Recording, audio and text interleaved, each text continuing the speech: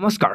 আজি 23 ডিচেম্বৰ পুৱাই অসমৰ লগতে ভাৰতবৰ্ষৰ বিভিন্ন প্ৰান্তৰ পৰা কেইবাটাও গুৰুত্বপূৰ্ণ খবৰ যুগুৰা হৈছে। প্ৰথম খবৰটো লাখ লাখ মহিলাৰ বাবে ভাল খবৰ। 10 তাৰিখে ৰেচনৰ সৈতে লাভ কৰিব ধন। ৰাজ্যৰ লাখ লাখ মহিলালৈ ভাল খবৰ দিছে ডক্টৰ হিমন্ত বিশ্ব শৰ্মাই। কিয়নো এতিয়াৰ পৰা ৰেচনৰ লগতে লাভ কৰিব চৰকাৰী ধন। 1 তাৰিখৰ পৰা 10 তাৰিখৰ ভিতৰত কৰিব লাভ ৰেচনৰ লগতে ধনসমূহ। আকৌ 10 তাৰিখতে মহিলাসকলৰ বেংক একাউণ্টত সোমাব 1250 টকাকৈ। আৰু অৰ্থাৎ ৰেচন আৰু টকা একেলগে লাভ কৰিব এতিয়া মহিলাসকলে।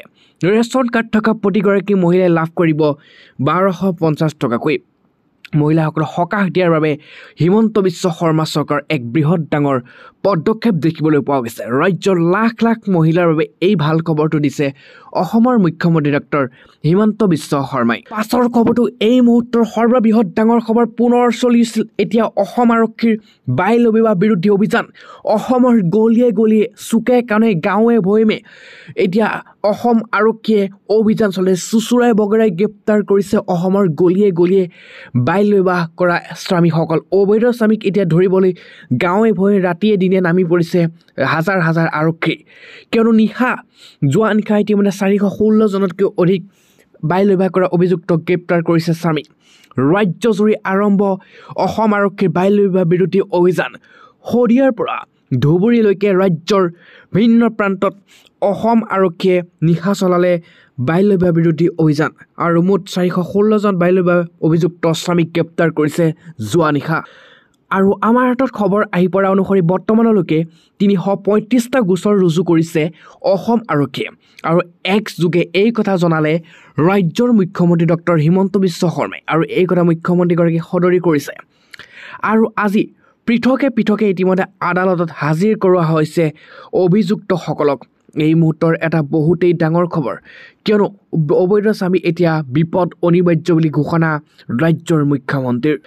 কিয়নো বাল্য বিবাহত যিসকল বিবাহ অভিযানত ধুবুৰীৰ বিভিন্ন প্ৰান্তত আৰক্ষীয়ে অভিযান চলাই বাল্য বিবাহৰ লগত জড়িত ইজনকো কেইবাজনকো গ্ৰেপ্তাৰ কৰিছে।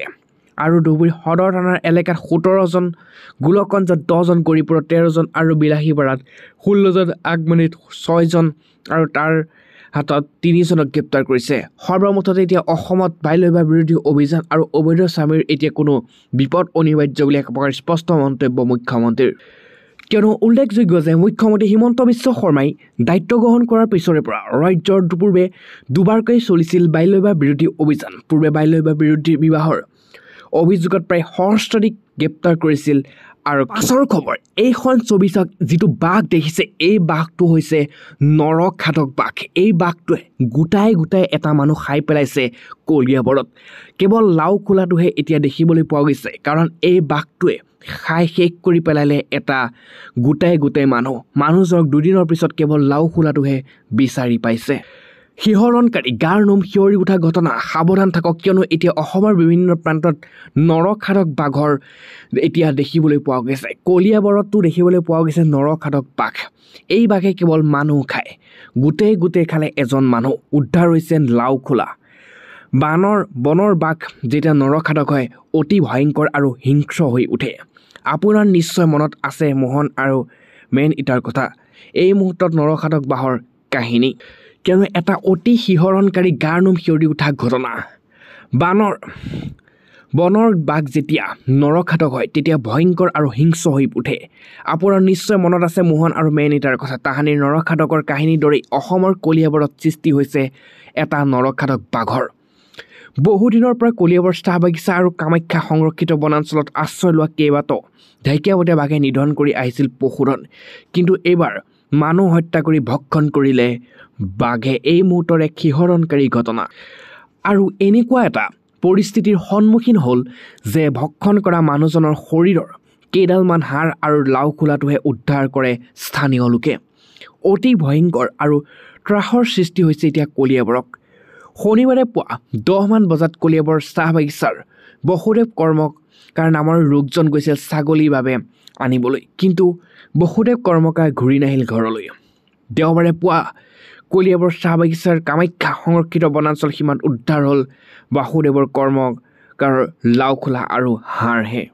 আৰু বাঘে ইতিমধ্যে সম্পূৰ্ণৰূপে ভক্ষণ কৰিছিল এইজন লোকক আৰু দুৰ্ভাগ্য বাসুদেৱ কৰ্মকাৰৰ ঘৰ আহিল কলিয়াবৰ বাগিচাৰ বৰ লাইনত একেদিনাই অৰ্থাৎ শনিবাৰ এগৰাকী মহিলাক বাঘে আক্ৰমণ কৰিছিল কলিয়াবৰ চাহ বাগিচাৰে বাসুদেৱ কৰ্মকাৰক ভক্ষণ কৰাৰ পূৰ্বে যমুনাগৰ নামৰ মহিলাগৰাকীক স্বামীৰ সন্মুখতে বাঘে আক্ৰমণ কৰি গুৰুতৰভাৱে আহত কৰিছিল আৰু এই ঘটনা হৈছে কলিয়াবৰ চাহ বাগিচাৰ বৰ লাইনতো আৰু স্বামী দিলীপ গড়ৰ সন্মুখতে বাঘে আক্ৰমণ কৰাৰ মূৰত আৰু ডিঙিত আঘাত পাইছিল লগে লগে মহিলাগৰাকীক তেজপুৰ চিকিৎসা মহাবিদ্যালয় হস্পিটেললৈ প্ৰেৰণ কৰা হয় যদিও অধিক উন্নত চিকিৎসাৰ বাবে গুৱাহাটী চিকিৎসা মহাবিদ্যালয়লৈ হস্পিটেললৈ প্ৰেৰণ কৰা হয় কিন্তু ইফালে কলিয়াবৰ নৰখাদক বাঘক লৈ অঞ্চলটোত তীব্ৰ আতংকৰ সৃষ্টি হৈছে পশুধন ভক্ষণ কৰি থকালৈকে ৰাইজে ইমান আতংক নাছিল যিমান মানুহ ভক্ষণ কৰাৰ পাছত হৈছে দেখা যায় যে বাঘে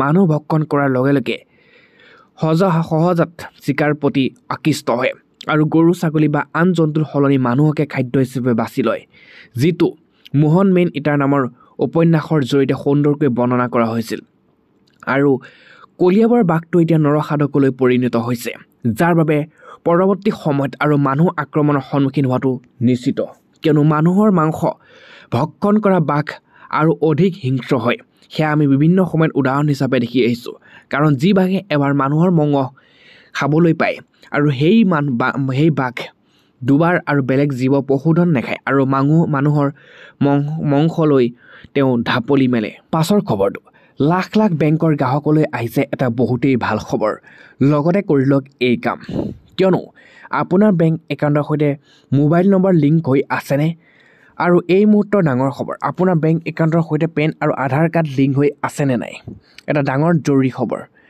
কিয়নো আপোনাৰ বেংক একাউণ্টৰ সৈতে পেন আৰু আধাৰ কাৰ্ড যদি লিংক হৈ নাই আপুনি বিপদত পৰিব প্ৰতিগৰাকী বেংক একাউণ্ট থকা অনলাইন লেনদেন কৰা লোকৰ বাবে এই ডাঙৰ খবৰ আহি পৰিছে কাৰণ সকলোৱে কৰিব লাগিব এতিয়া অনলাইন KYC যদি আপুনি এই কাম নাজানে আপুনি নিজৰ বেংকত গৈ ভিজিট কৰি এই কাম কৰি লওক নহলে নতুন বছৰ সন্মুখত আপোনাৰ যি লেনদেন সেয়া সকলো বন্ধ হৈ পৰিব আপুনি নিজৰ বেংক শাখালৈ যাওক সেয়া লাগিলে PNB হওক SBI হওক বা অন্যান্য যিকোনো আপোনাৰ বেংকত গৈ আপুনি